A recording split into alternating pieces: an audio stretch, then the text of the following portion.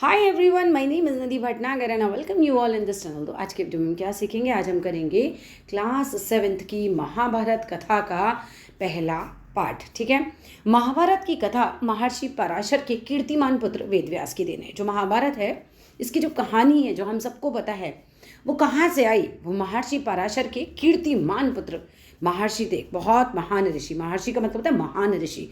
एक बहुत महान ऋषि थे ऋषि पराशर, और उनका जो बेटा था कीर्तिमान, जिसकी कीर्ति फैली हो, जिसको बहुत फेम मिला हुआ हो, उनके बेटे थे वेद व्यास जी। और वेद व्यास जी ने ये महाभारत लिखी है। कहानी है, लिखी किसने? वेद व्यास जी ने। किसके बेटे थे? महर्षि पराशर के। ठीक है, व्यास जी ने महाभारत की ये कथा सबसे पहले अपने पुत्र शुकदेव को कंठस्थ कराई। अब व्यास देखो, महर्षि पराशर के बेटे व्यास जी और व्यास जी के बेटे शुकदेव।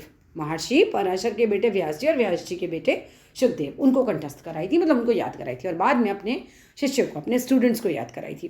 मानव जाति में महाभारत की कथा का प्रसार मीन्स ये जितनी फेमस हुई, ये किसने किया? ये किया महर्षि वैशंपायन के द्वारा। ठीक है, महर्षि वैशंपायन जो थे व्यास जी के प्रमुख शिष्य थे, उनके स्टूडेंट थे। ऐसा माना जाता है कि महर्षि पारिशद के पुत्र जन्मेजय ने एक बड़ा यज्ञ किया था। महर्षि पारिशद जो थे, महाराजा पारिशद, उनके जो बेटे थे जन्मेजय, उन्होंने बहुत बड़ा यज्ञ किया था। इस महायज्ञ में सुप्रसिद्ध, यानी कि बहुत अधिक प्रसिद्ध पौराणिक सूत जी भी मौजूद थे। अब सूत जी ने समस्त ऋषियों को एक सभा बुलाई। उन्होंने कहा, सारे जितने ऋषि हैं, आइए आप लोग सब। ठीक है, महर्षि शौनक इस सभा के अध्यक्ष हुए थे। सूत जी ने ऋषियों की सभा में महाभारत की कथा प्रारंभ की। अब ऋषि बहुत सारे बैठे हुए हैं, उन्होंने महाभारत की कहानी कहनी शुरू की। कि महाभारत की कथा क्या थी? कि महाराजा शांतनु के बाद उनके पुत्र चित्रांगद हस्तिनापुर की गद्दी पर बैठे। शांतनु जी के बाद उनके पुत्र कौन थे? चित्रांगद, वो जो थे हस्तिनापुर की गद्दी पर बैठे। या हस्तिनापुर की कहानी से स्टार्ट होता है ये सारा कुछ।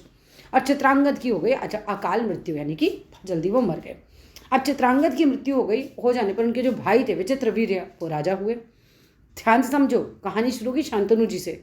महाराजा शांतनु के बेटे थे चित्रांगद। चित्रांगद की हो गई जल्दी डेथ हो जाने पर जो उनके भाई थे विचित्रवीर्य, वो राजा हुए। और विचित्रवीर्य जी के हुए दो बेटे, एक धृतराष्ट्र हुए और दूसरे हुए पांडु। धृतराष्ट्र जो थे जन्म से अंधे थे, और पांडु जो थे वो थोड़ा शरीर से वीक थे। बड़े बेटे धृतराष्ट्र जन्म से ही अंधे थे, इसीलिए उस समय की जो नीति थी कि भाई अंधे हैं तो कैसे राजपाट संभालेंगे, उस समय की नीति के अनुसार पांडु को गद्दी पर बैठा दिया गया। पांडु ने कई वर्षों तक राज्य किया, और पांडु की दो रानियां हुई, कुंती और माद्री। कुछ समय राज्य करने के बाद पांडु अपने किसी अपराध के प्रायश्चित के लिए तपस्या करने जंगल में गए थे। ये महाभारत आप लोग चाहो तो देख लो एक बार, बहुत मतलब अच्छे से समझ में आएगा।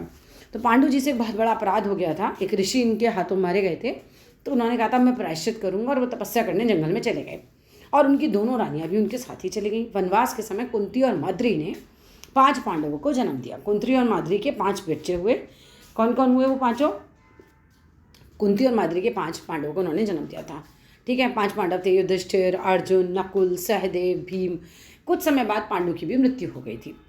5 अनाथ बच्चों को वन के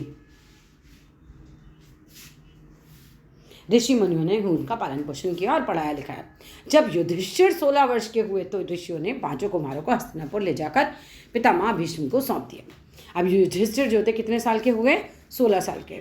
तब ऋषियों ने क्या किया? 5 राजकुमारों को अपने साथ हस्तिनापुर ले गए और पितामह भीष्म को सौंप दिया। भीष्म कौन है, अगले चैप्टर में पता चलेगा आपको। 5 पांडव बुद्धि से तेज थे और शरीर बहुत बली था, मतलब बहुत बलवान थे। उनकी प्रखर बुद्धि थी, बुद्धि बहुत तेज थी, और मधुर बहुत स्वभाव था। उस सबने सबके मन को मोह लिया था। यह देखकर धृतराष्ट्र के पुत्र कौरव उनसे जलने लगे और पांडवों को तरह तरह के कष्ट पहुंचाने लगे। बचपन से ही ये जो भाई थे धृतराष्ट्र के जो पुत्र थे और पांडव जो थे 5, उनके बीच में एक टसल सी रहती थी। अब तरह तरह से जो कौरव थे, कौरव मतलब धृतराष्ट्र के जो बच्चे थे, और पांडव मतलब जो पांडु के पुत्र थे। ठीक है, दिन पर दिन कौरवों और पांडवों के बीच में वैर भाव बढ़ता गया। वैर भाव मीन्स दोनों में लड़ाइयाँ बढ़ती गईं। अंत में पितामह भीष्म ने दोनों को किसी तरह से समझाया और उनके बीच संधि कराई। भीष्म के आदेश अनुसार, भीष्म की बहुत मानते थे, तो भीष्म जी ने आदेश दिया कुरु राज्य के 2 हिस्से किए गए। भीष्म जी ने आदेश दिया कि जो कुरु राज्य है उसका 2 हिस्से होंगे। कौरव हस्तिनापुर में ही राज्य करते रहे और पांडव को एक अलग राज्य दे दिया गया, जो आगे चलकर इंद्रप्रस्थ के नाम से मशहूर हुआ, जो कि हमारी दिल्ली है आज। इस प्रकार कुछ दिन शांति रही। उन दिनों राजा लोगों में चौसर खेलने का, यानी जैसे आप लूडो खेलते हो वैसे चौसर खेलने का बहुत आम रिवाज था। राज्य तक की बाजियां लगा देते थे लोग उसमें, चौसर में, कि जो जीतेगा उसका। इस रिवाज के मुताबिक एक बार पांडव और कौरवों में चौपड़ खेला। कौरवों की तरफ से कुटिल शकुनी खेला। कुटिल जिसकी बुद्धि बहुत खराब हो उसको बोलते कुटिल। उसने युधिष्ठिर को हरा दिया। इसके फलस्वरूप पांडवों का राज्य छिन गया और उसे 13 वर्ष का वनवास भोगना पड़ा। उसमें एक शर्त यह भी थी कि 12 वर्ष के वनवास के बाद 1 वर्ष अज्ञातवास, यानी कि आपका पता नहीं लगना चाहिए आप कहाँ पर हो, करना होगा। उसके बाद उन्हें लौटा दिया जाएगा।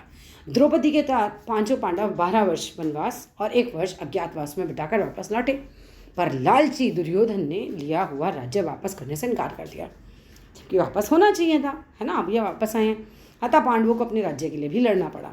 युद्ध में सारे कौरव मारे गए। तब पांडव उस विशाल साम्राज्य के स्वामी हुए। इसके बाद 36 वर्ष तक पांडवों ने राज्य किया और फिर अपने पोते पारिशद को राज्य देकर द्रौपदी के साथ तपस्या करने हिमालय चले गए।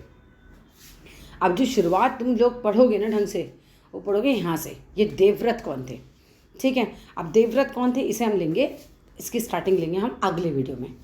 अच्छा लगे तो लाइक कर देना, शेयर कर देना, सब्सक्राइब कर देना। Thank you.